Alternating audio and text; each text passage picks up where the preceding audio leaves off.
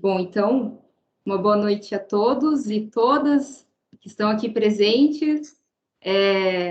Saúdo também aqueles que nos ouvirão e verão em algum tempo futuro, próximo ou distante, né? Essas singelas palavras, mas muito esperadamente as palavras do nosso mestre, o professor José Roberto Vieira, a quem com esta semana de homenagem, né, como relatou o Maurício na noite de segunda-feira, né, sobre a sua conversa com a senhora Vera, nós pretendemos retribuir, ainda que saibamos ser insuficiente, né, diante do que o senhor merece, enquanto o mestre que é professor, mas também é sincero no desejo de retribuir um pouco desse inestimável bem do conhecimento e da reflexão que o senhor proporcionou a cada um de nós, que fomos, que somos e que seremos seus orientandos e orientandas, alunos e alunas.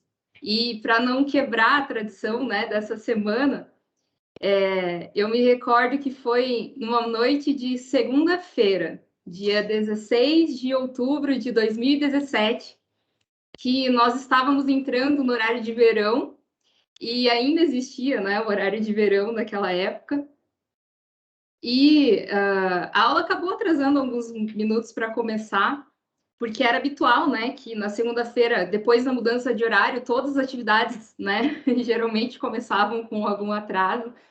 E a aula do professor Vieira não foi diferente. E aí o professor iniciou a aula que tinha uma programação muito intensa.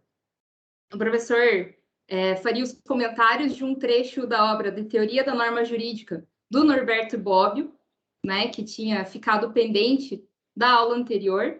Nós discutiríamos também a hipótese de incidência tributária de Geraldo Ataliba e um trecho do curso de Direito Tributário do Paulo de Barros Carvalho. Como costumeiramente as discussões eram muito fervorosas, né? E eu acredito que o Walterley e o Júlio vão se lembrar desse dia, né? Talvez o Maurício e a Nádia também, porque eu não me recordo se eles estavam exatamente naquele dia na aula, mas, enfim, o tempo passou, né? E quando faltavam alguns minutos ali para as 23 horas, o prédio já estava vazio e o segurança nos expulsou daquela tradicional sala Rubens Requião. E, bom, aquele dia não foi apenas o conteúdo, as discussões que me marcaram, professor. Porque quando eu fui até o estacionamento, né, eu dei de cara com os portões fechados e eu tive que ir de táxi para casa, mas até aí estava tudo bem. O difícil mesmo foi eu ligar para o meu esposo, para o Jefferson, no meio do caminho, e contar, né, que eu não chegaria antes do dia 17 em casa. E como naquela época ele trabalhava no Afonso Pena, no terceiro turno, né, ele tinha saído no dia 15 de casa, né, perto da meia-noite, né, perto da virada para o dia 16, isso significava que o nosso dia 16 de outubro, o nosso primeiro aniversário de casamento, nós tínhamos passado sem nos ver. E sem também uma cesta com os quitutes, né, que nós tínhamos recebido, e um buquê que eu tinha montado pessoalmente na floricultura, porque eles tinham ficado no carro. Mas eu digo que a sorte é que o vinho, né, já estava garantido, né? O Jefferson já tinha ele em casa, então o brinde ficou garantido naquele início do dia 17. Mas a justificativa, professor, foi tão válida que hoje o Jefferson está iniciando, né, o 8º período aí no curso de Direito na PUC Paraná, e o interesse pelo curso de Direito surgiu graças aos textos de Direito Tributário que o senhor indicou. Então, eu posso dizer que o senhor impactou tão positivamente não apenas a minha vida, professor, mas a vida da minha família. E é por isso que, para mim, é uma imensa satisfação poder ser a sua orientanda e anunciar com muita alegria hoje a fala mais esperada dessa semana. E para iniciarmos, então, os trabalhos de hoje, meus amigos, minhas amigas, eu gostaria de muito rapidamente agradecer essa missão que me foi proposta pelos amigos Walterley e Maurício, que, acima de tudo, é muito honrosa e muito desafiadora, né? Honrosa porque, ainda que uma humilde mestranda, né, cientista do tributário em formação, eu posso estar ao lado desse grande jurista e diante de um público que é extremamente qualificado. E é desafiadora porque, ao contrário dos amigos que anunciaram, né, faltar 5 minutos para encerrar o tempo de fala dos expositores e dos debatedores, poderão soar aqui as 12 badaladas e eu não vou anunciar que falta tempo algum para encerrar o seu tempo de fala, professor. Então, professor José Roberto Vieira, por favor, fique bem à vontade. O tempo e os nossos ouvidos atentos são seus. Obrigado. Lamento que vocês não tenham podido comemorar como planejado aquela noite, mas concordo contigo. O essencial, que era o vinho, esse já estava garantido, né? O restante é acessório do vinho, certamente, né? É, sim, então, se você não vai me avisar aos 5 minutos, eu estou tirando o relógio do pulso para colocá-lo na minha frente, para ter certeza de que não vou invadir demais a noite da sexta-feira. Se bem que às vezes eu esqueço que o relógio está aqui, mas eu vou tentar me lembrar. Me recordo também da noite em que os alunos, não sei se alguém estava naquela oportunidade, na época em que eu, quando saía da faculdade, não tinha que buscar minha filha em outra faculdade, e nós ficávamos até quando o assunto era interessante. E quando saímos perto da meia-noite, pegamos não, eu aconselhei os alunos a não pegarem o elevador, mas meia dúzia pegou e o elevador parou.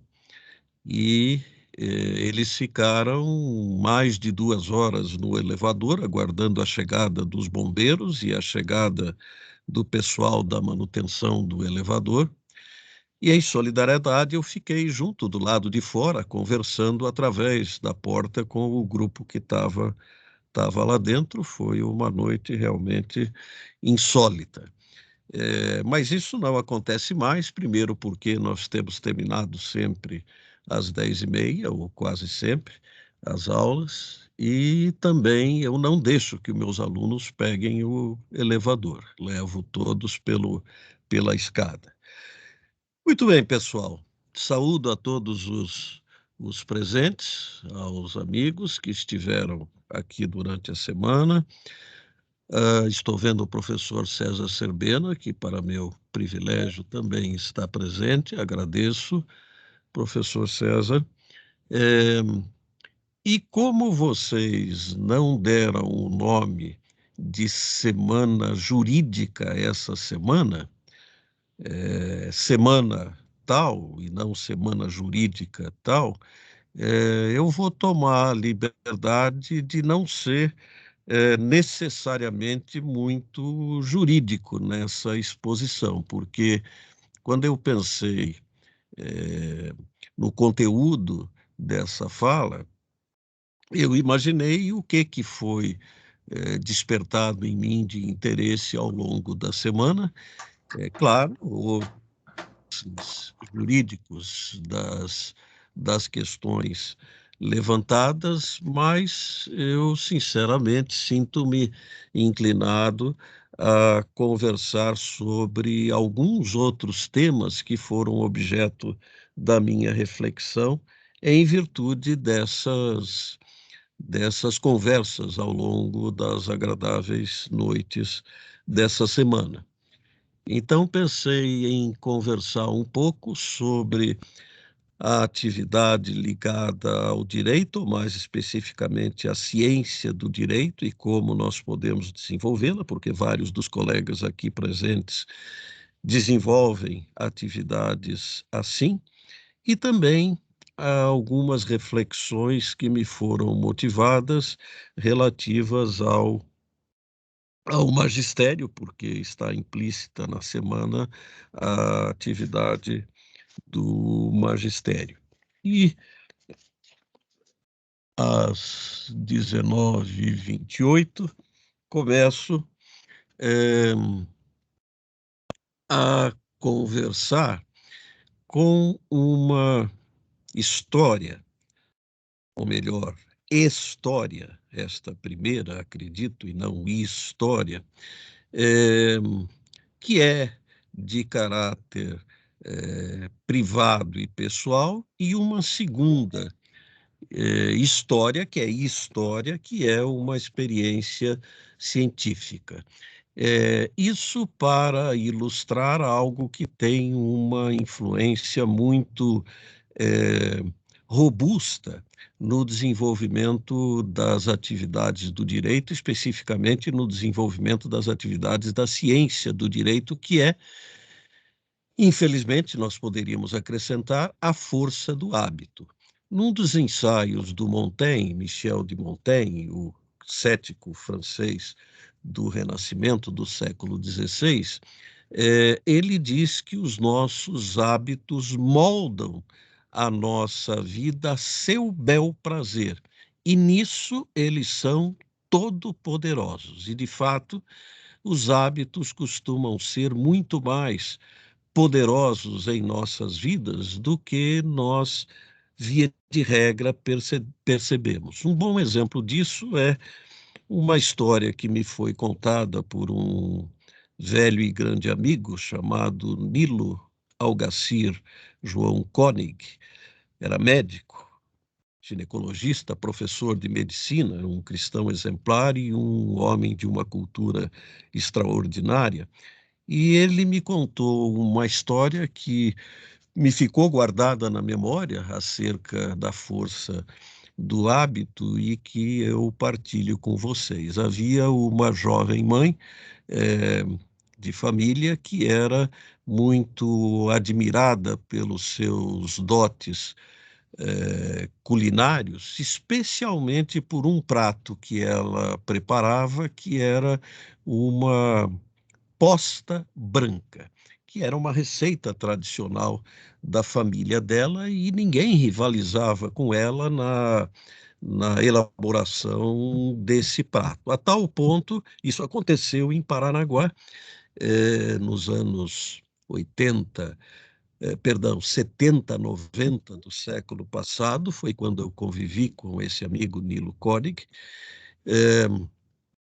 Paranaguá, vocês sabem que é a capital moral do Paraná. Há quem diga que Curitiba é um arrabalde de Paranaguá, que, aliás, ontem completava seus 373 anos. Sim, mas essa jovem mãe de família foi chamada pela rádio de Paranaguá para conceder uma entrevista.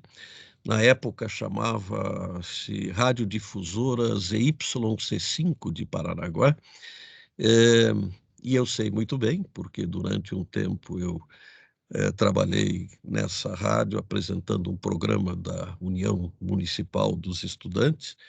É, Nessa entrevista, ela foi perguntada acerca da sua culinária e especificamente acerca desse prato da posta branca, e ela explicou que também é uma carne chamada de lagarto, que é retirada da parte traseira do boi, que fica ali entre o coxão mole e o coxão duro, que é cercada por uma capa de gordura que deixa a carne bastante macia, que a partir da carne crua pode-se obter o carpaccio, ou a partir dos diversos processos pode-se obter suculentos, assados, rosbifes, etc., etc.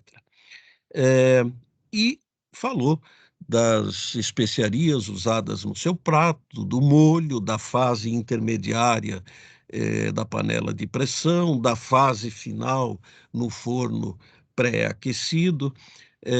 Com honestidade, disse que não iria revelar todos os detalhes, porque alguns eram segredos de família, mas queria revelar um detalhe que para ela era um dos detalhes, um dos segredos essenciais da elaboração da posta branca, que era o seguinte: quando retirasse, perdão, quando fosse colocar a posta branca no forno pré-aquecido,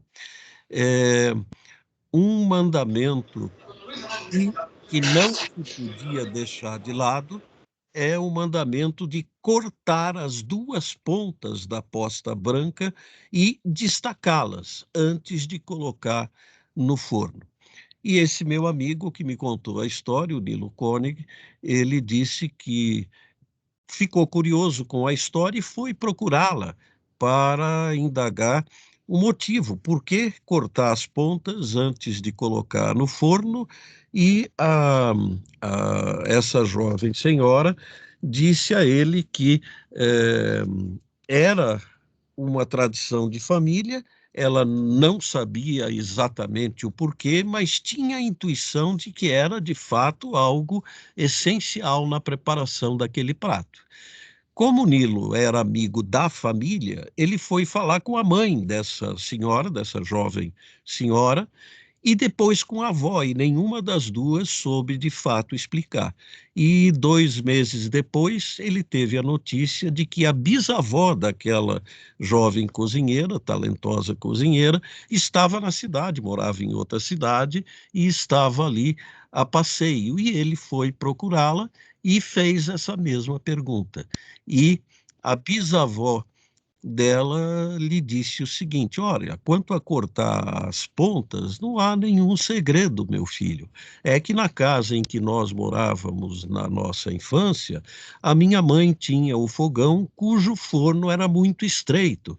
Então, se ela não cortasse as pontas, ela não conseguia colocar a posta branca no forno. Por isso, ela tomava essa providência.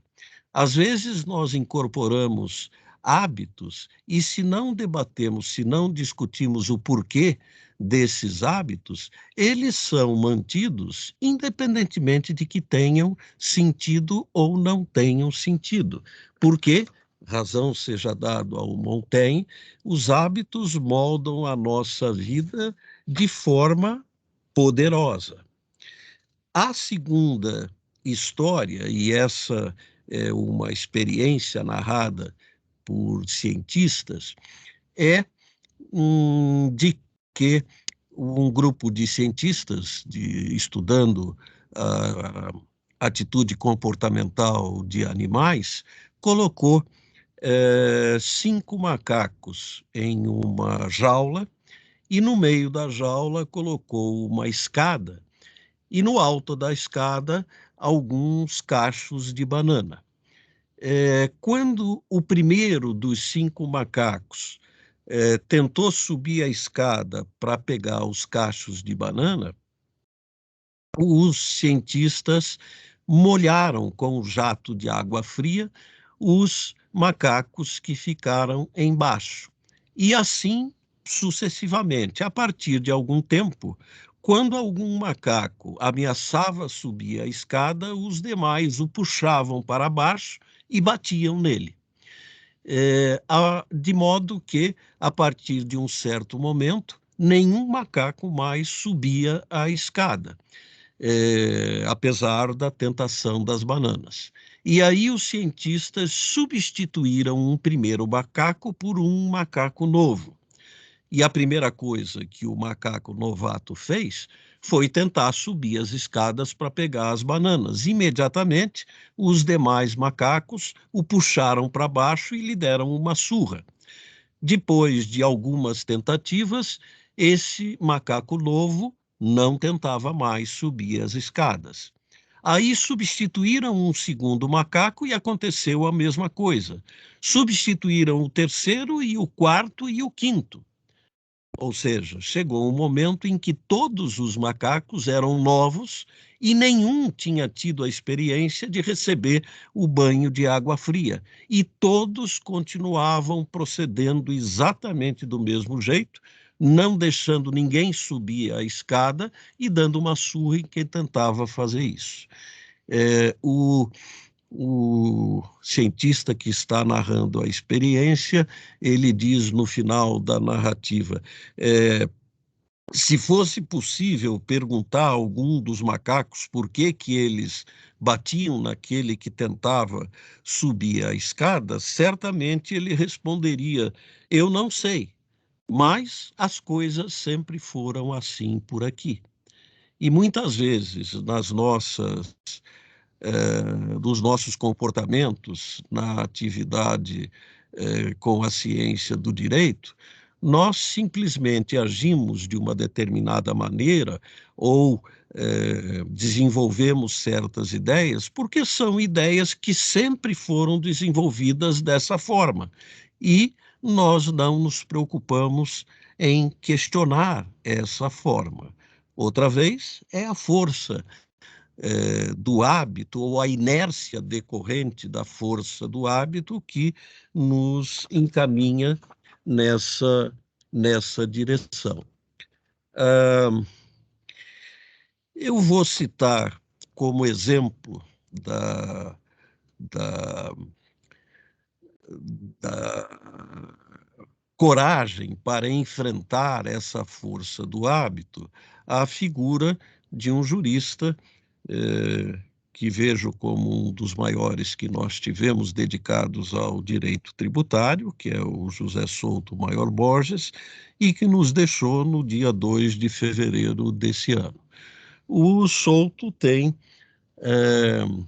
uma obra admirável, são 10 livros e todos eles admiráveis, a começar pela iniciação ao direito financeiro de 1966, depois reeditado como introdução, a continuar pela reforma do sistema tributário nacional de 1967, uma descrição da reforma promovida pela emenda 18 de 65, a continuar pelo isenções tributárias de 69, que teve 3 reedições, a última em 2001, que foi uma total reformulação da obra, que passou a chamar-se Teoria Geral da Isenção Tributária, e uma obra em que o Souto contestou a doutrina absolutamente dominante, 98 a 99% da doutrina da época, que dizia que a isenção é a dispensa legal do pagamento do tributo. O Souto diz que escreveu essa obra, e o André Foloni, grande conhecedor da obra do Souto, está aqui presente para me corrigir, como uma obra de circunstância, para mostrar que não era essa a natureza da isenção, e a descreveu o seu apoio ao Alfredo Augusto Becker quanto à interpretação da isenção, apresentando-a como uma hipótese de não incidência legalmente qualificada. Isso em 69. Em 75, o Souto publicou a Lei Complementar Tributária, infelizmente não republicada, uma outra obra em que o Souto contesta a doutrina predominante, e a doutrina predominante era a de que a lei complementar tinha uma posição hierárquica superior à lei ordinária, e o Souto mostrou nem sempre é assim. Se a lei complementar serve de fundamento de validade para leis ordinárias que foram editadas, ela é hierarquicamente superior. Mas se ela trata de um tema sobre o qual não há leis ordinárias que usaram como fundamento de validade a lei complementar, ela está no mesmo patamar das leis ordinárias. É, e essa é a tese hoje abraçada pela melhor doutrina e pelo Supremo Tribunal Federal também. Em 81, o lançamento tributário, que segundo Arnaldo Borges, que fez uma espécie de. Já tinha escrito um artigo de apreciação e serviu como prefácio da segunda edição de 1999. Ele diz que é a melhor aplicação da visão kelseniana feita no Brasil e em qualquer parte que ele conheça, seja no direito tributário ou em qualquer outro ramo do direito. Em 84, Souto publica a Obrigação Tributária, uma introdução metodológica, com a introdução no nosso direito de categorias epistemológicas que o Souto pretendia defender, e não necessariamente de uma incursão específica no tema da obrigação tributária, é bem mais ampla do que isso. Em 94, Souto publica a obra que eu diria que é a melhor obra, o melhor livro da obra do Souto, Ciência Feliz, sobre o mundo jurídico e outros mundos, que teve 3 edições em língua portuguesa e uma edição em 2012 em língua espanhola. A partir da segunda, o Souto retirou o subtítulo, ficou só Ciência Feliz, e retirou também todos os estudos jurídicos que estiveram presentes na primeira edição.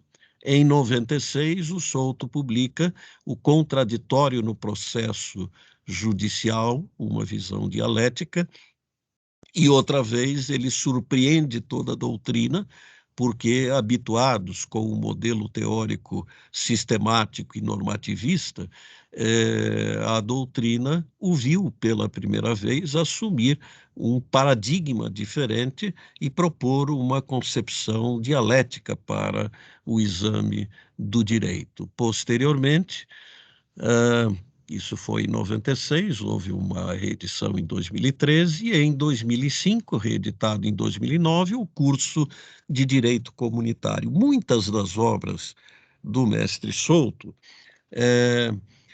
tiveram essa conotação de impactar a doutrina, como fez o Isenções lá em 1969, e outras que vieram depois, e nós mencionamos rapidamente, exatamente por transitar contra a corrente predominante na nossa doutrina. Mas eu vou permanecer com o Souto, mas vou retomar um tema, vai ficar mais fácil, já que a Paula não vai me avisar do final do tempo, então eu tenho que controlar. Eu vou me reportar a um exemplo que já foi objeto de consideração aqui, que é na segunda-feira, quando o Walter Ley e o Guilherme Folador conversaram acerca daquele texto, afinal a Constituição cria tributos. Lembro, tal como lembrei naquela noite de segunda-feira, que o Souto abre o livro de 84 sobre obrigação tributária, diagnosticando uma tendência na nossa doutrina para o repetitivo, para aquilo que são as noções que ele chama de noções correntes e correntias, as noções que são reiteradas e se tornam consagradas apenas por serem reiteradas e muitas vezes são autênticas impropriedades, mas são consagradas pela reiteração, estabelecendo o reinado daquilo que está pré-estabelecido e, com isso, provocando uma espécie de imobilismo intelectual, porque as pessoas se acostumam, e é cômodo essa atitude na doutrina de se habituar com aquilo que normalmente se diz, e se estabelece esse império da comodidade no nosso sistema jurídico. E aí nós, cientistas do direito, passamos a proceder como os cozinheiros de postas brancas com as pontas cortadas, passamos a proceder como os macacos daquela jaula do experimento e nos submetemos à força do hábito. Eu, se não me falha a memória, mencionei que a melhor metáfora para isso, segundo Souto, é a metáfora do Nietzsche, de referir-se a essa tendência de procedimento como o instinto de rebanho.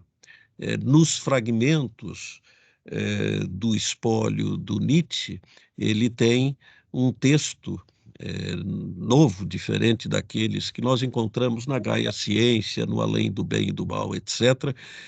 Um texto sobre o instinto de rebanho, e a conclusão dele é aquilo que objetiva o instinto de rebanho é simplesmente a comodidade da nossa vida. Muito bem. A criação do tributo, a tese predominante de que o tributo é instituído na legislação infraconstitucional e nunca na Constituição, e eu fiz essa experiência em 2005, e há um mês atrás, quando me pediram para falar alguma coisa sobre isso num texto, eu pensei em tomar um outro tema, mas acabei achando que esse era o melhor e voltei a repetir a experiência de mostrar que a doutrina caminha sempre nessa direção. E o que eu fiz? Eu botei sobre uma das mesas aqui da minha biblioteca uns 20, 30 cursos de direito e selecionei os trechos em que eles tratavam de competência tributária e, como eu lhes disse na segunda-feira, 8 entre 10 repetem.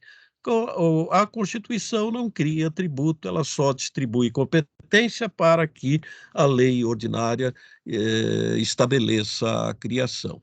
E aí, no artigo, eu comecei a citar. O primeiro que disse isso foi Amílcar de Araújo Falcão, foi repetido pelo Ataliba, foi repetido pelo Paulo de Barros, foi repetido pelo Roque Carrasa, e aí eu adotei o critério geográfico e falei dos autores de Minas, o Sacha Calmon e o Werder Botelho Espanhol, do Ceará, Hugo de Brito Machado, o Hugo de Brito Machado II e a Denise Lucena Rodrigues. Do Paraná, o Marçal Justem Filho e a Bettina Gruppenmacher.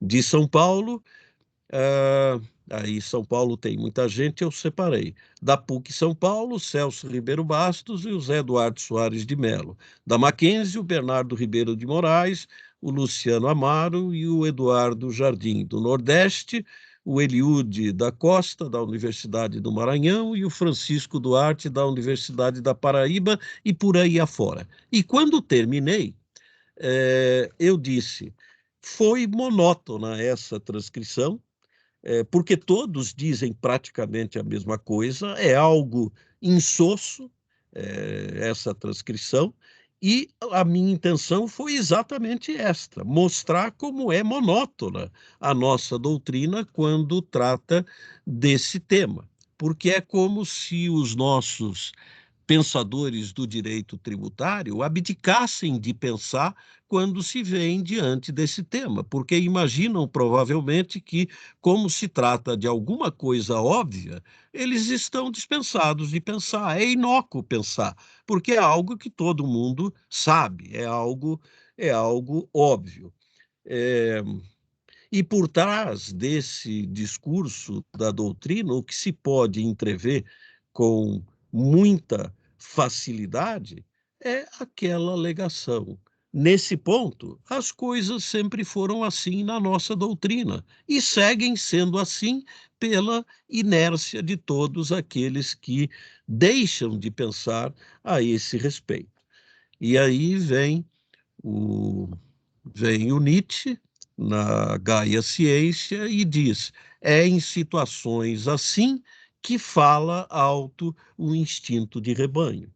E não tem dúvida que é exatamente o que acontece na nossa doutrina. Essa repetição enfadonha, a insipidez da mesma coisa que é repetida, a tal ponto que chega um momento em que essas coisas repetidas começam a assumir ares de legitimidade, começam a assumir ares de veracidade e ninguém mais pensa em questionar, ninguém mais pensa em discutir essas afirmações.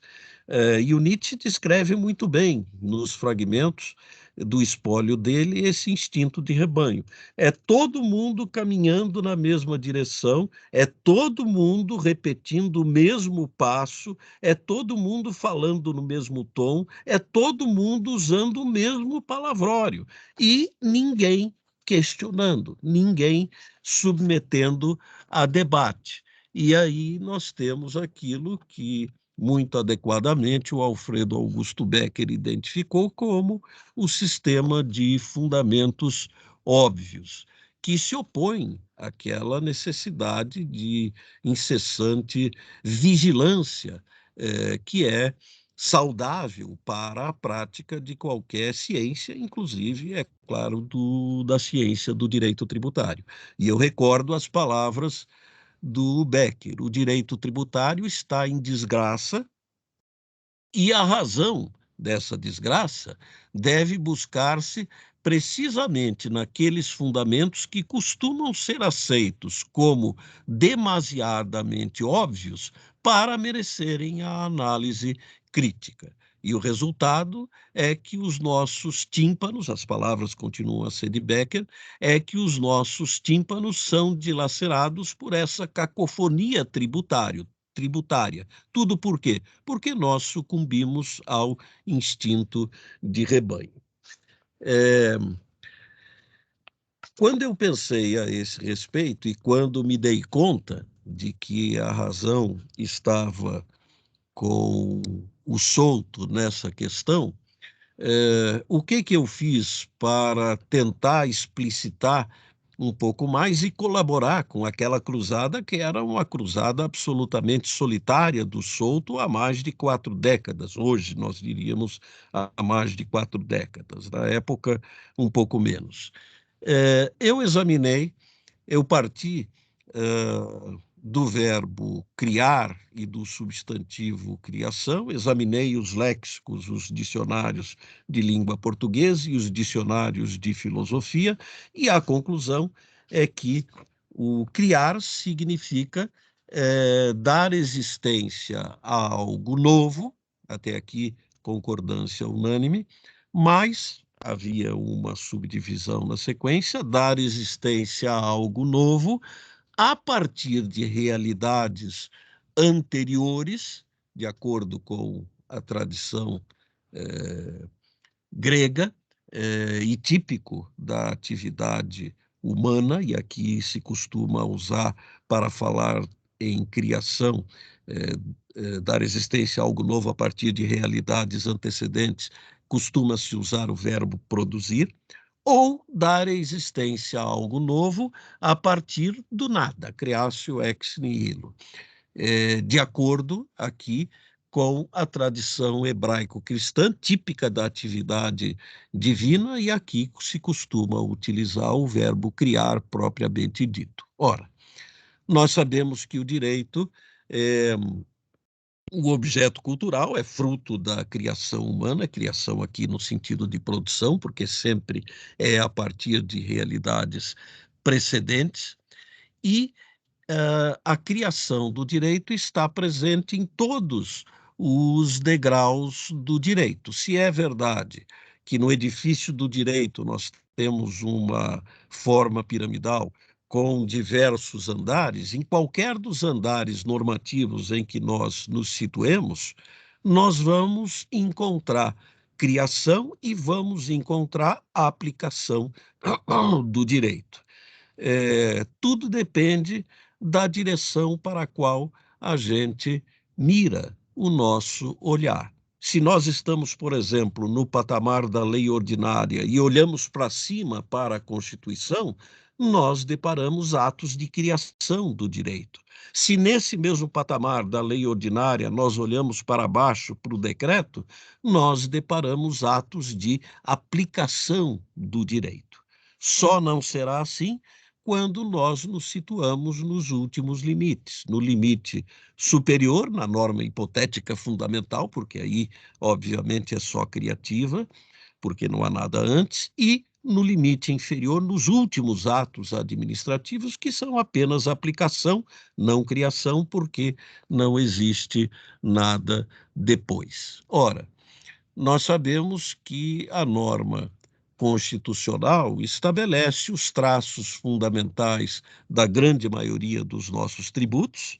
É assim com os impostos, é assim com as taxas, é assim com a contribuição de melhoria, não é com as contribuições especiais e com empréstimos compulsórios, que são, sabemos, tributos de não tão grande incidência quanto os impostos, e nos impostos as exceções são os impostos extraordinários e os impostos de competência residual, que são raros também no nosso sistema. Bom, a, a lei ordinária costuma completar aqueles traços constitucionais, mas para a maioria dos tributos nós temos os traços essenciais já estabelecidos no texto constitucional. Há quem vá dizer o tributo só pode ser exigido, no entanto, depois que a lei ordinária completa aquele desenho dos traçados que começaram no texto constitucional. Isso é verdade. Entretanto, aqui vem uma afirmativa do Souto que eu tentei durante 9 meses e não consegui contornar. Aquilo que está na Constituição não é suficiente para exigir o tributo. É preciso aguardar que aqueles traços sejam complementados pela lei ordinária. Agora, aquilo que é insuficiente não é inexistente. O insuficiente não equivale a inexistente. Aquilo que está na Constituição deverá ser observado pela lei ordinária quando ela for completar o desenho e passar a exigir o tributo? Deverá, obviamente. Então, é claro que já existe algo antes e é claro que o tributo começou a ser criado no texto constitucional. Em nenhum momento o Souto afirma que a criação se dá integralmente no texto constitucional, é óbvio para nós que não. O que ele afirma é que o processo criativo começa no texto constitucional e que a Constituição estabelece o tributo mínimo e a lei ordinária, sim, vai estabelecer o tributo inteiro, o tributo integral. Muito bem. Nessa questão, que eu estou usando como exemplo, porque já foi ventilada aqui, é fácil acompanhar da parte de todos, não preciso introduzir aspectos novos de alguns dos outros exemplos que seriam possíveis. Nesse ponto, quantitativamente falando, nós temos que reconhecer que até agora o rebanho triunfou, o que não significa que tenha triunfado qualitativamente. Razão, o Souto aponta, e parece-me que tem razão ele, na fórmula para a busca da verdade que é apresentada pelo filósofo francês Jean Guitton. E a fórmula do Guitton é: mesmo que todos façam, se eu não estiver convencido, eu não devo fazê-lo. Só o farei se estiver convencido. É a ideia de nadar contra a correnteza. É a ideia de uma atitude, de um pensamento, que é o tipo do pensamento que o Souto chama do pensamento autêntico, o pensamento que não hesita em se estabelecer contra aquilo que estava antes estabelecido.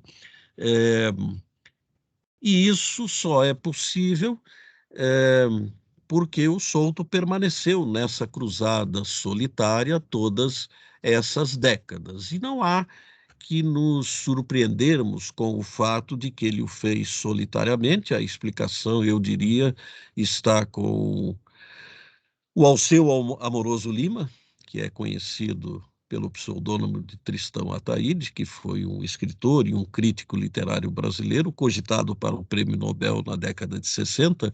O Alceu Amoroso Lima diz que os gênios são grandes isolados, os gênios são grandes solitários. porque são pessoas que conseguem olhar para a nossa realidade, olhar para as nossas circunstâncias de um ponto de vista mais alto.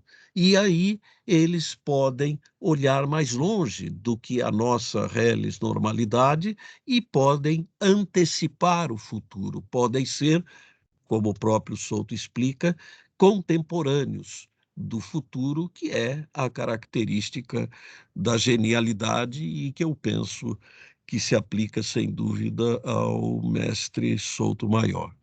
E ele fez isso porque ele foi alguém que teve, usando o verbo aqui do Afonso Romano de Santana, que teve a, a coragem de elevar-se acima do rebanho. Mais do que a coragem, ele teve a genialidade de elevar-se acima do rebanho e ter essa visão, que é uma visão mais ampla, é, do fenômeno jurídico. Bom, é, por que razão nós estamos, durante a semana, conversando sobre características da atividade científica e sobre o papel que deve desempenhar, eventualmente, alguém que se dedica ao magistério? É, e vou tratar do assunto, sem a mínima pretensão, já que sou homenageado pelo grupo que organizou essa semana, mas sem a mínima pretensão de me colocar como alguém que age dessa forma, mas apenas como alguém que sabe, ou que imagina saber quais são os ideais para realizar o trabalho do magistério, e corro um sério risco, porque tenho aqui numerosos professores com experiência quase tão grande em termos de extensão, talvez maiores em termos de intenção do que a minha. Há um texto chamado Diálogos sobre Educação, do Juan Luis Vives, um filósofo espanhol do século XVI, em que todo o texto é um diálogo entre pai e filho. E o texto começa com a seguinte pergunta do pai: o que você tem, meu filho, a mais do que um cachorro? E aí eles desenvolvem todo o diálogo, são 40, 50 páginas, e termina o texto com a conclusão: o cachorro não pode se tornar homem. Você, se quiser, pode se tornar um homem. E, de fato, o cachorro ou qualquer animal é alguém que já nasce praticamente pronto. É claro que tem uma fase de infância, mas em termos mesmo proporcionais muito menor do que a nossa, mas é alguém que já nasce praticamente pronto, acabado. E o ser humano não. Diz o Fernando Savater, da Complutense de Madrid, o filósofo da Complutense de Madrid, que todos nós nascemos semi-acabados, que todos nós, mesmo tendo nascido com 9 meses ou menos, independente disso, todos nós somos prematuros, todos nós somos precoces, inacabados e continuamos assim durante a vida. E a resposta para o acabamento foi dada por Kant há muito tempo. Só é acabado o ser humano com a educação, que é exatamente a chance, é o que diz o Kant, de tornar o homem realmente um ser humano próximo do acabamento, porque acabado ninguém nunca será. E é claro que tanto o Kant como qualquer um que reflita acerca de educação está falando de uma educação muito diferente daquela que, lamentavelmente, é ainda hoje a educação predominante, né? Que é diz o Paulo Freire, uma educação bancária, aquele tipo de educação em que o discípulo é visto como uma conta corrente na qual o professor deve depositar os conhecimentos dele. Diz o Celso Antunes que os dinossauros não estão extintos e que os professores desse tipo, na verdade, deveriam chamar-se professauros. Diz o Savater que esse tipo de educação é uma educação tipo fast food, uma educação de comida rápida. E ele fala do movimento atual de McDonaldização da educação, falando tipicamente desse tipo de educação. Ah, algo, se eu puder usar alguns minutos para tentar caracterizar um trabalho ideal de magistério, a primeira observação que eu faria é que o magistério, e faço isso na linha do Fernando Savater, o magistério é um trabalho suicida. É um magistério, é um trabalho que começa pela imprescindibilidade do mestre e prossegue até o momento em que o mestre vai se tornando gradualmente dispensável e descartável, e termina com a autossupressão do mestre em prol da autonomia do discípulo. Esse parece-me que é o caminho inevitável de qualquer atividade realmente efetiva de educação. Porque, se não agir assim com a consciência de que o momento final do mestre é o seu suicídio diante daquele discípulo, no sentido de sair da vida do discípulo e deixar que ele descubra o seu próprio caminho, então ele corre aquele risco que outra vez é o Souto, que muito bem denuncia o risco da sateritização, o risco do professor transformar os discípulos em meros seguidores, em satélites que giram em torno de um astro-rei que tem fulgor, e isso vai acabar fazendo. Há um texto brilhante do Souto, em homenagem ao André Foloni, tratando de tema nessa linha, vai acabar fazendo com que os discípulos, para permanecerem fiéis àquele mestre, tornem-se infiéis ao seu próprio pensamento e traiam o seu próprio pensamento. Infelizmente, nós temos um grande número de professores, inclusive na atividade superior, que veem dessa forma a atividade de magistério. É impossível não lembrar aqui, falamos já algumas vezes em Nietzsche, do Zaratustra, daquele momento em que o Zaratustra chama os seus discípulos e manda que eles vão embora. Agora é hora de vocês se afastarem de mim, eu fico, vocês vão, porque é hora de vocês descobrirem os seus próprios caminhos. Ah, e eu faria ainda uma reflexão final, no sentido de identificar a atividade de magistério. Já refleti sobre isso no passado, mas as conversas dessa semana me motivaram a rever essas ideias.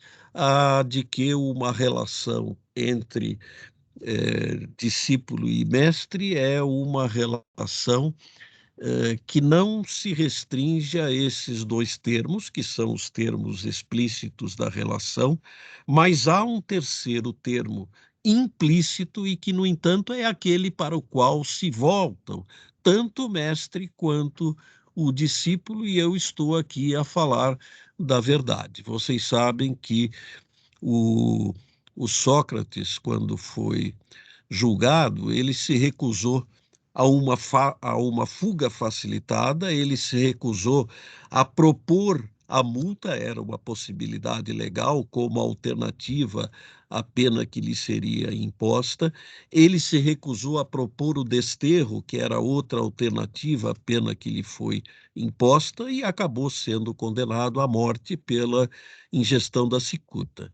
Na noite anterior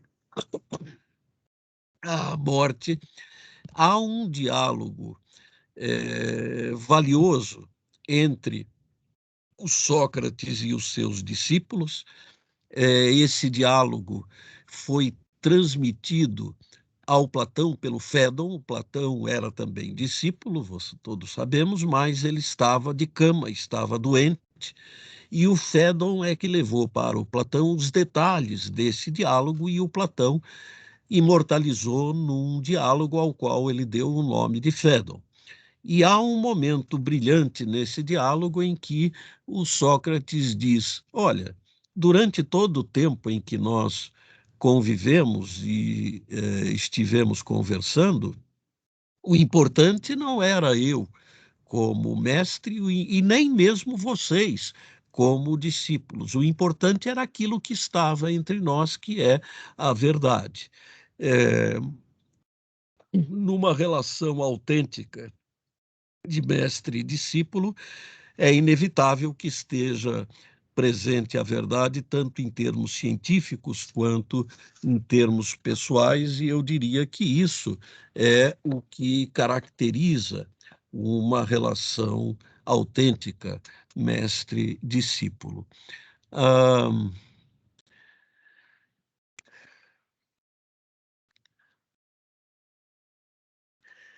nas manifestações dos colegas ao longo desta, desta semana, é,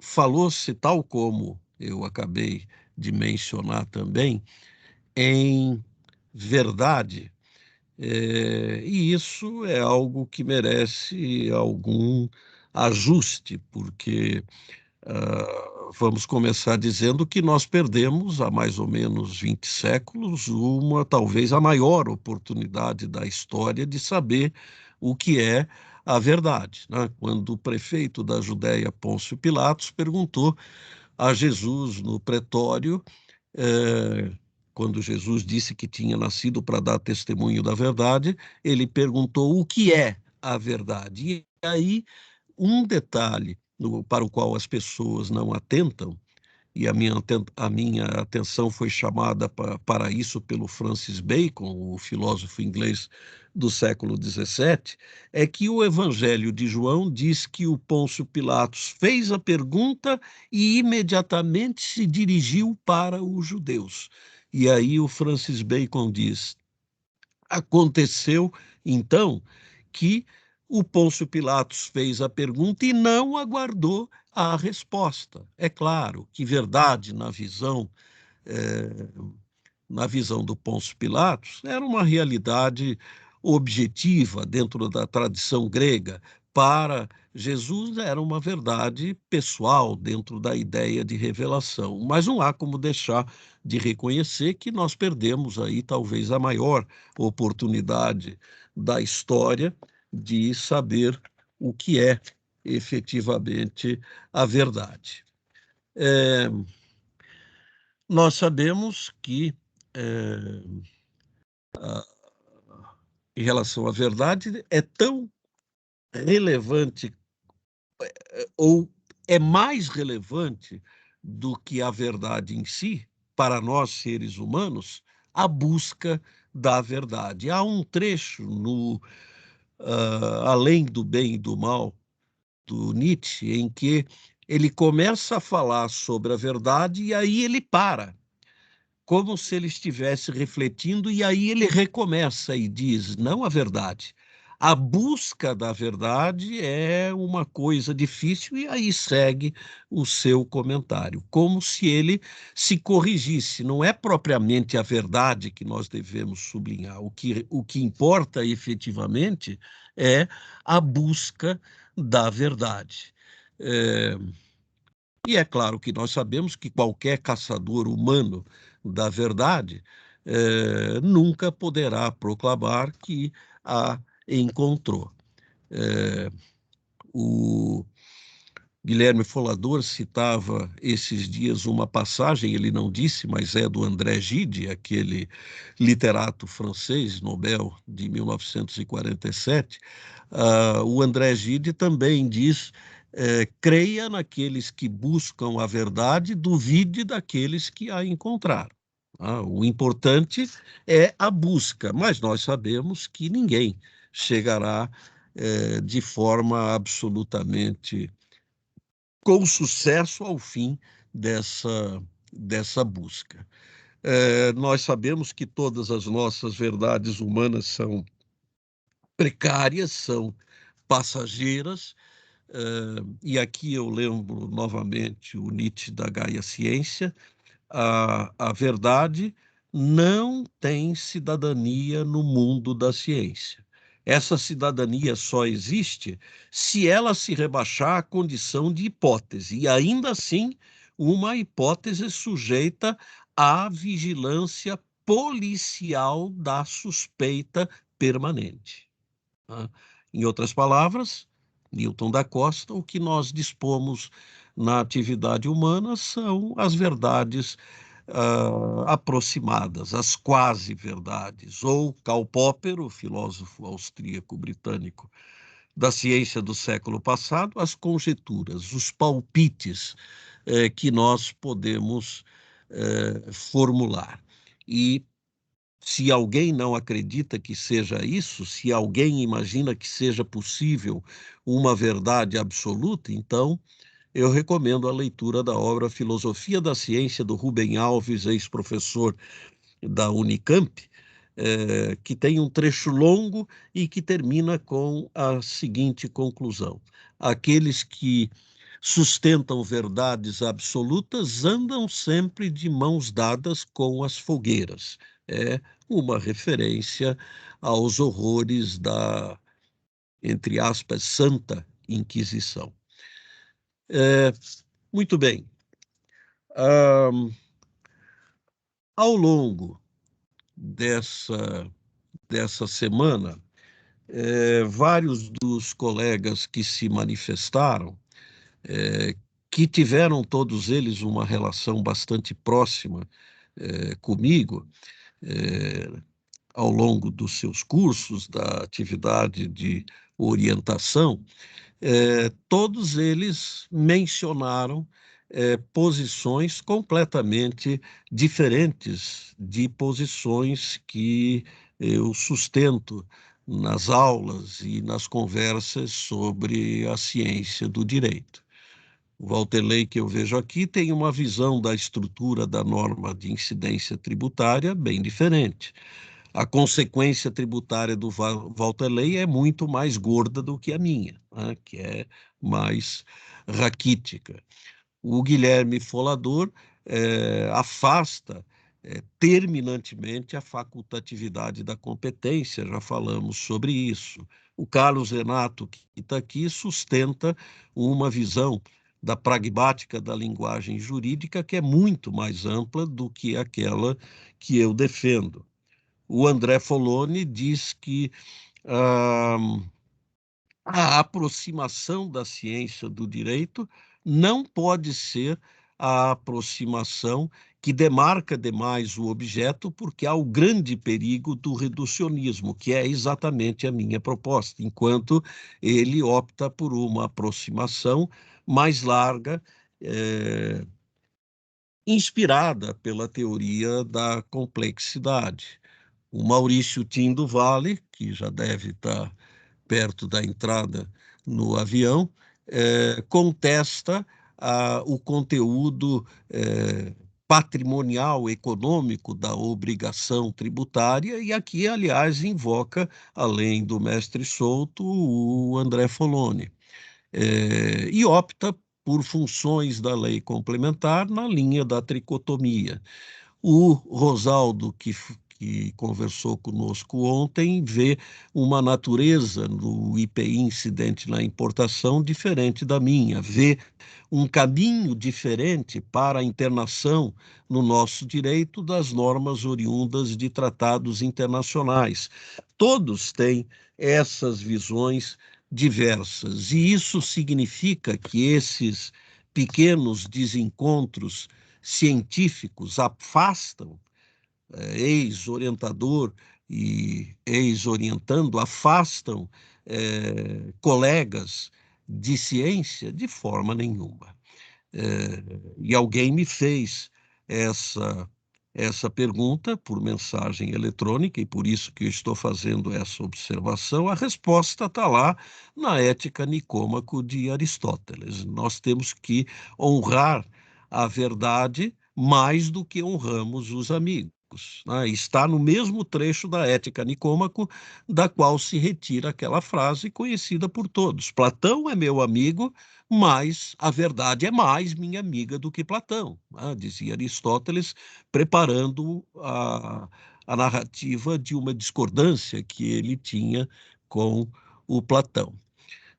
A educação é necessariamente uma educação para a liberdade. Isso está num texto que me é particularmente caro, da última edição do Ciência Feliz do Souto, e ele diz também que a expressão educação para a liberdade é uma expressão redundante, é uma expressão pleonástica, porque se não for uma educação que preserve a liberdade, simplesmente não é educação e ponto final.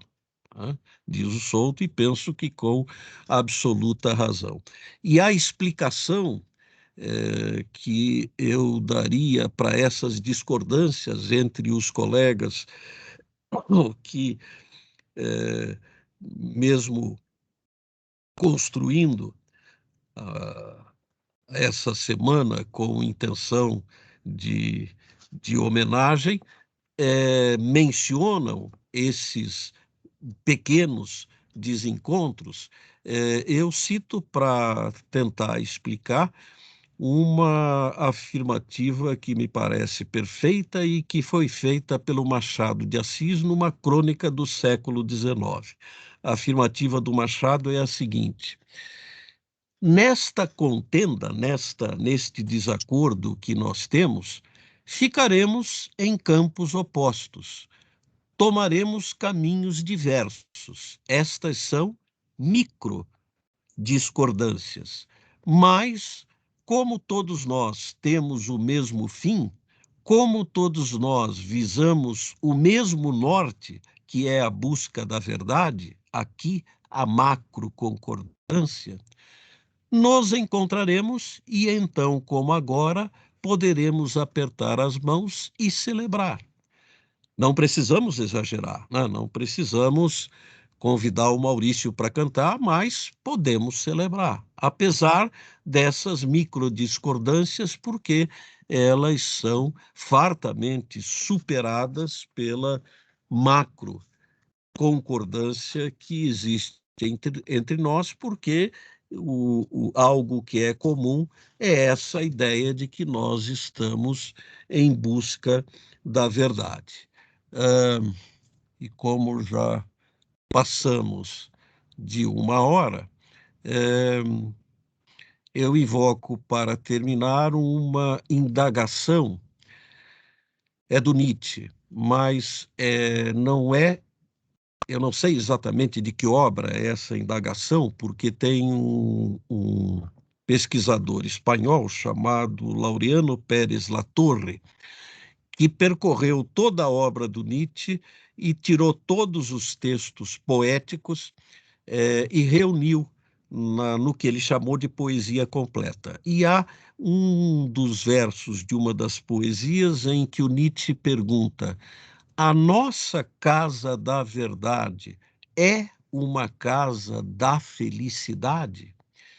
E a resposta, parece-me, foi dada pelo mestre Souto no Ciência Feliz. Quando ele vai explicar o Ciência Feliz, ele diz: todas as reflexões desse livro encontram-se numa via comum, num caminho comum, que é o que eu chamo o caminho do coração. Se esse caminho nos leva para a ciência, qualquer uma, inclusive a do direito tributário, então que seja uma ciência feliz, porque essa é a única ciência que vale a pena. Tá? Se cada um de nós, na nossa atividade científica, não nos sentimos felizes com aquilo que fazemos, então é hora de repensarmos essa atividade, porque talvez a vocação não esteja aqui. Se cada um de nós que desenvolve uma atividade de operador do direito, de advogado, por exemplo, não nos sentimos felizes com aquilo que fazemos, esse não é o nosso caminho do coração. Pode ser até a via da nossa sobrevivência, mas não é o caminho do nosso coração, porque só vale realmente a pena, seja atividade de sobrevivência do advogado, seja a atividade científica daquele que acredita ser cientista do direito, inclusive do tributário, se for uma atividade que nos traz felicidade, e creio que isso é o bastante para as nossas reflexões. Agradeço a palavra, Paula, e devolvo para você. Poxa, é emocionante ouvir o professor, como sempre, né? Eu vou imediatamente passar a palavra para o Maurício, porque eu estou vendo que ele já está no avião e ele fará uma viagem muito em breve. Então, Maurício, a palavra é tua.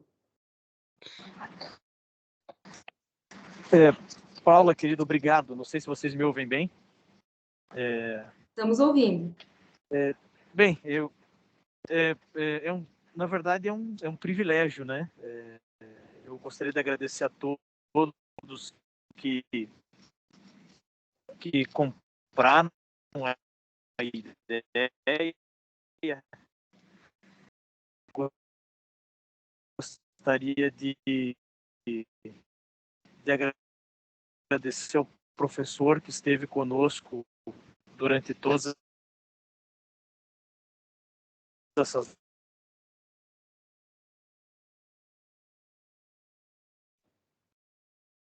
Tá cortando tua voz, professor. noites, esse projeto, esse evento até o final são, de certa forma, uma família. Então, estou muito feliz.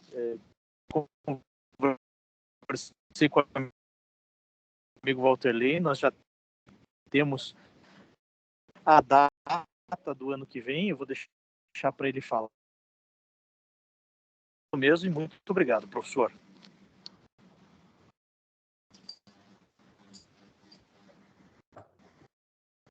Bom, obrigada, Maurício. Você expressa, acho que com fervor, né, a emoção de todos nós, né, de estarmos aqui ouvindo o professor e aprendendo cada vez mais. Eu acredito que nós temos agora um momento, não sei se alguém deseja fazer algum comentário, alguma colocação. Estou vendo aqui que levantou a mão o Pedro Henrique. Então, é sua palavra, Pedro Henrique, fique à vontade. Só quanto a essa questão de ciência feliz, que o professor tão bem pontuou, lembrando ainda a Ética Nicômaco do Aristóteles, ele trata que a felicidade nada mais é do que a virtude, né? Então, ser bom em si mesmo. E acredito que é esse o caminho, sim, da ciência positiva. Você buscar o melhor que você puder fazer, né? Por si mesmos, não pensando em efeitos reflexos ou externos à sua pessoa, à sua pesquisa. Eu achei que foi muito bem colocada. Obrigado, professor, por toda a exposição. Obrigada, Pedro. Temos mais alguma colocação, pessoal? Fiquem à vontade para levantar a mão, para fazer comentário pelo chat também.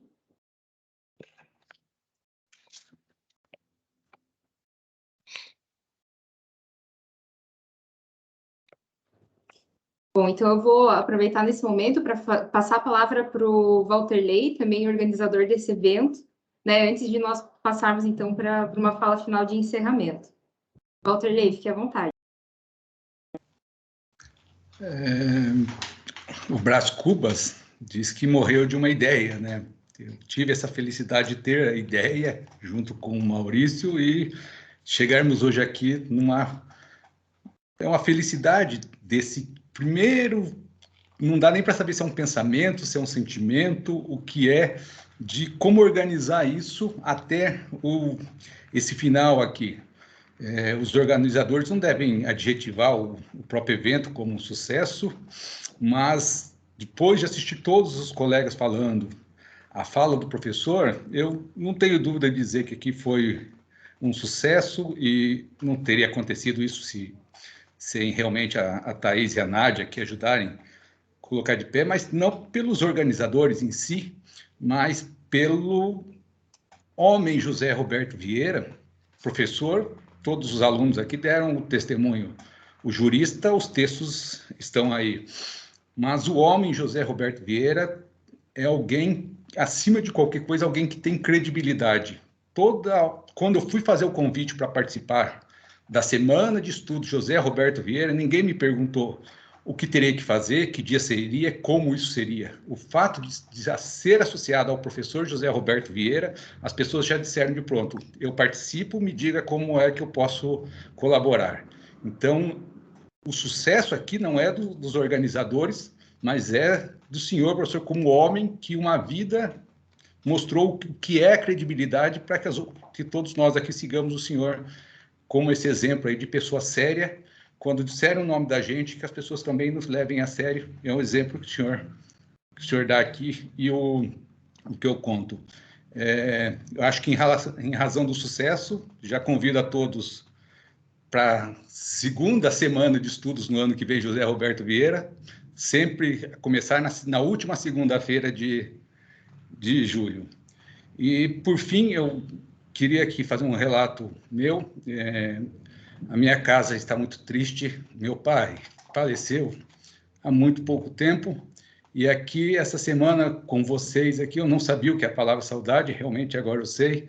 E aqui, essa semana com vocês, me foi um conforto enorme. Então, eu queria agradecer a todos vocês. Muitos conheciam meu pai, Valdemar Gonçalves da Costa. Então, eu agradeço a todo mundo. Muito obrigado.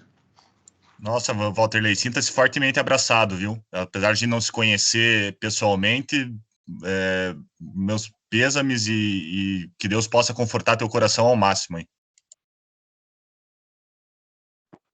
Acho que, diante disso, convém, Walterley, expor aqui um pouco o backstage, né? Mas eu e o Walterley debatemos um pouquinho sobre sanção, não sanção, obrigação, não obrigação, Kelsey, não Kelsey, etc., né? E às vezes o pessoal que não é muito acostumado com o modo como esses debates acontecem deve ter pensado, mas meu Deus, será que eles brigaram, né? E a nossa conversa continuou depois, né? No e-mail bem cordial, assim. Então, eu acho que cabe também esse registro aqui, né? Professor Vieira, eu lembro, assim, eu não conhecia o pessoal do direito tributário, né? Era antes de fazer mestrado ainda. Mas eu li os textos, né? E, assim, todo texto que eu lia do Souto, ele discordava alguma coisa do Paulo. E todo texto que eu lia do Paulo, ele rebatia alguma coisa do Souto, né? E eu pensei, eles devem se odiar, né? Então, aí eu fui no congresso do Instituto Geral da Taliba, isso deve fazer uns 20 anos já. E estava lá no hall ali de entrada e tinha um monte de gente papagueando o Souto ali, e eu fui junto, né? Comprei a obrigação tributária, dei para ele autografar ali, e de repente entra o professor Paulo na outra porta, e o Souto viu e não deu muito tchau para todo mundo, saiu e foi lá. Eu falei, bom, vamos ver o que vai acontecer, né? Se abraçaram e saíram para conversar e foram lá. E depois, no debate, voltaram a se estranhar intelectualmente, né? Então, acho que essa é uma lição interessante, né? A gente mantenha a leveza, né, e mantém a amizade, assim como a gente mantém a verdade. Eu nem colocaria a verdade acima da amizade, acho que ela está ao lado, né, e se a gente precisar desfazer uma amizade por conta de uma verdade, que seja uma verdade muito relevante, não só o direito tributário, né?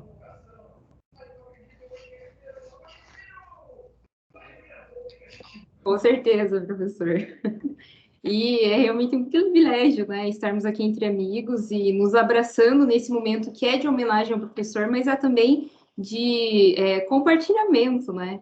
Então, eu quero também destacar aqui a gente teve um pouquinho de dificuldade de escutar o áudio enquanto o Maurício estava falando, mas ele já me passou ali por escrito, então eu ressalto, né, o agradecimento que ele fez a todos, a presença de todos e participação.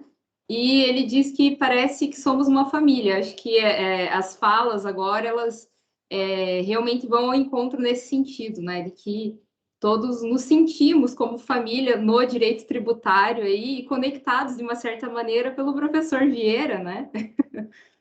Então, em termos finais, né, eu vou deixar aqui registrado os nossos agradecimentos, relembrando que durante essa semana, as discussões elas foram muito bem conduzidas e realizadas, né? E em nome da organização, nós agradecemos Júlio Costa Rostirola Aveiro pela condução, Walterley Aparecido da Costa pela exposição, Guilherme Folador pelo debate sobre as normas gerais em matéria tributária e regras de competência, César Augusto Miller pela condução, Carlos Renato Cunha pela exposição e a Sara Maria Linhares de Araújo pelo debate sobre legalidade tributária e medida provisória, a Nádia Vizcaia pela condução, André Foloni pela exposição e Ricardo Siqueira pelo debate sobre a capacidade contributiva e extrafiscalidade, a Thaís Saavedra de Andrade pela condução, Maurício Tim do Vale pela exposição e Rosaldo Trevisan pelo debate sobre o imposto sobre produtos industrializados. Nós, participantes, agradecemos ao Walterley e ao Maurício pela feliz proposta desse evento e agradecemos a todos que estiveram aqui presentes, acompanhando, interagindo com as mesas em cada um dos dias, né? E muito especialmente ao nosso querido professor Vieira, professor José Roberto Vieira, né, por aceitar receber essa iniciativa dos seus amigos, amigas e admiradores. Para mim, pessoalmente, também foi uma semana muito especial, né? Eu fiquei muito feliz em conhecer alguns tributaristas que eu ainda não conhecia, né? Não tinha tido a oportunidade de conhecer, e também rever alguns amigos e amigas. E, professor... Só não declare encerrada ainda, por favor, Paula. Pois não, professor, sua palavra. Eu só queria dizer, antes de você declarar encerrado, eu não sabia que nesse momento você estava preparando o encerramento. Eu queria dizer que ao longo dessa semana eu ouvi algumas vezes de alguns colegas elogiarem a iniciativa do Walterley e do Maurício, porque esse tipo de homenagem se costuma fazer depois que o professor morreu, e é interessante terem tomado a iniciativa de fazer durante a vida do professor. Uma das coisas que me ocorreu durante a semana foi que normalmente se faz quando morreu. Será que já não é a hora de eu dar tchau para todo mundo, parar de dar aula e me retirar da vida? Foi algo que me ocorreu, mas é claro que eu sei que a intenção de vocês não tinha nada desse pensamento mórbido e funesto. E eu gostaria de dizer a todos, ao Walterley e ao Maurício, pela organização, a Thaís e a Nádia pela preparação, e a todos que participaram, que o, o, o Goethe, nas suas máximas e reflexões, diz que ele não conheceu nenhum homem razoavelmente bom que fosse ingrato.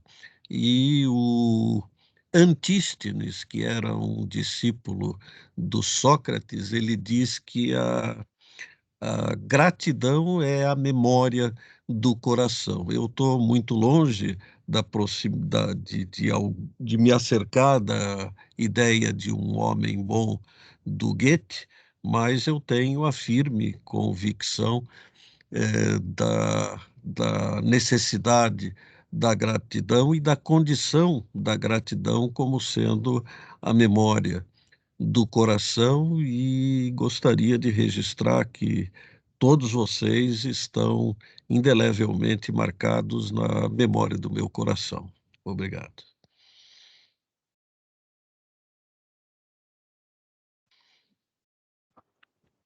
Nós que agradecemos, professor, e nos sentimos realmente honrados. E eu me permito aqui, então, uma breve última reflexão, né, desse momento. Eu acredito, professor, que as pessoas gostam de ser textos e elas gostam de ser lidas, né? Por isso, mais do que signos, né, que são sempre arbitrários, as pessoas elaboram ou simplesmente expressam os seus símbolos. E os seus muito marca-páginas, professor, nos livros, nos códigos, são símbolos do respeito e da fidelidade com qual o senhor se relaciona, né, individualmente com a produção intelectual humana sobre as narrativas do ser e do mundo, né, seja o mundo físico, o mundo jurídico e até mesmo o mundo espiritual. E por falar no mundo espiritual, a sua constante referenciação aos santos e bem-aventurados dos dias, nas mensagens que o senhor comunica conosco, é também um símbolo da sua busca ética, né, religiosa, talvez, mas é também um símbolo da nossa busca por quem pregue pelo exemplo esses valores. E nós encontramos o senhor. E as suas caminhadas diárias, mesmo que nos tempos de pandemia, elas também, ao lado em especial, né, do jovem Zenon, elas também são símbolos do seu companheirismo intelectual aos jovens que buscam o saber jurídico.